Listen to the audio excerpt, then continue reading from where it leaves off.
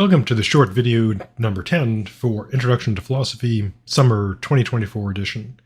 So here's the calendar in terms of the upcoming stuff. On the 31st, this is when Exam 2, covering Part 2 and Part 2 alone, 50 questions, true, false, multiple choice, 25 of each, 1 hour to take it. And it just covers Part 2. The exams split into, for exams 1 through 4, they correspond to the parts of the course. Exam 5, the final, covers all the things. Also, quiz 10, but they're oddly out of order on the thing, but quizzes 5, 6, 7, 8, 9, 10, and 11 also do that. And again, the due dates are when things are due, when you should do them, and the critical dates are the available until dates, and that's when they're, it says, available until. And after the available until date, they're no longer available. So that's the upcoming stuff. And you can always do stuff ahead of time. Just be sure to complete it before the available until date. In terms of the content for Class 10, we've got the following stuff. So Class 10 continues our look at philosophy and religion, looking at David Hume, who's very dead. And so begins with a look at Hume's introduction to religion, also an intro to Hume. In terms of a religious view, it may be tempting to dismiss him as sort of like an atheist, because that's a common label people put on people who have doubts about God.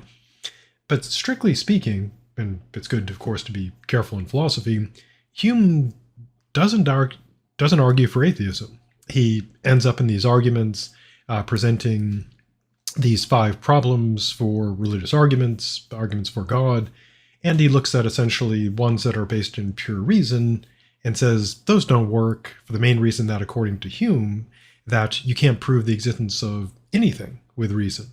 He thinks that's not how reason works, because he's a mostly strict empiricist.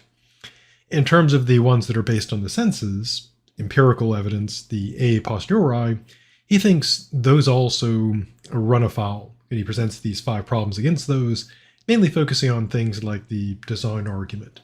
And he thinks that these don't show that God doesn't exist. They show that the arguments essentially for God that he looks at either can't work or are implausible. So his conclusion is not there's no God, it's just that the arguments for God either cannot work or probably don't work.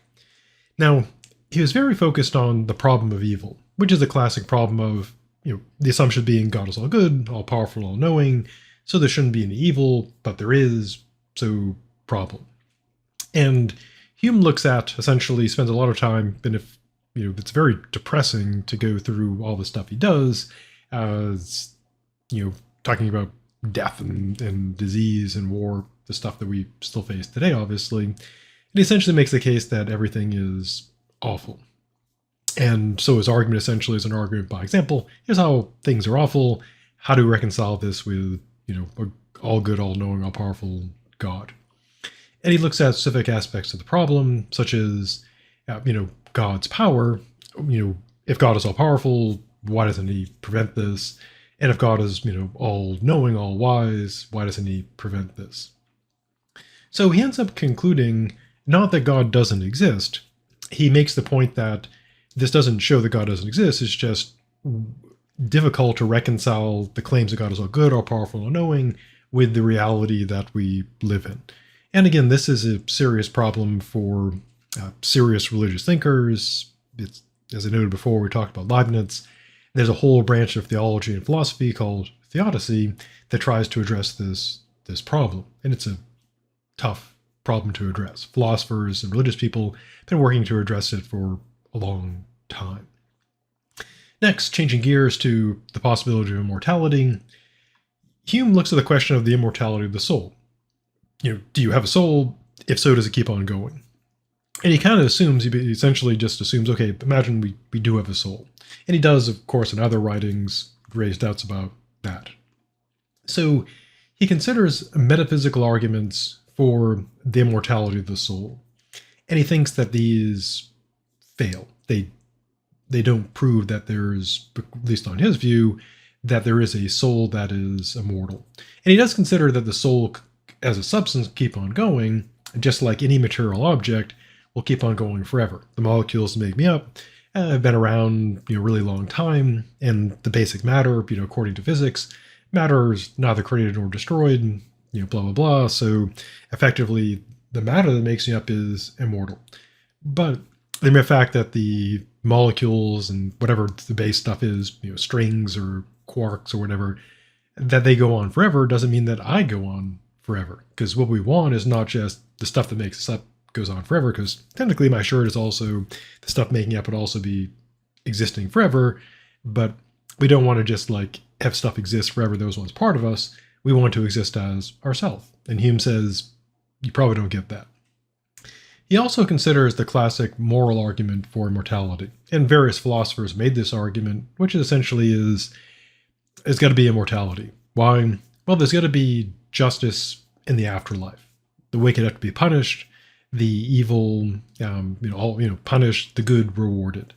We don't see this happen here, and so the reasoning that people make is there must be an afterlife to provide this final justice, that the wicked do get punished somewhere eventually, and then the good get rewarded somewhere eventually. And Hume argues against this. He argues that the punishments seem disproportional. He also argues that doesn't seem to be any evidence for that. Essentially, why think that would occur? So he rejects the moral arguments for immortality. Last, he considers some physical arguments for immortality, and he rejects those as well. Now, his conclusion is not that he doesn't say you definitely don't have immortality. What he says essentially is he considers what he thinks are, good arguments for immortality. He thinks they all fail, and so we have no reason to believe that we are immortal. And that, of course, is different from proving that there is no immortality. That it's kind of the same mistake people make when someone says, oh, I don't like that. And they say, oh, why do you hate that?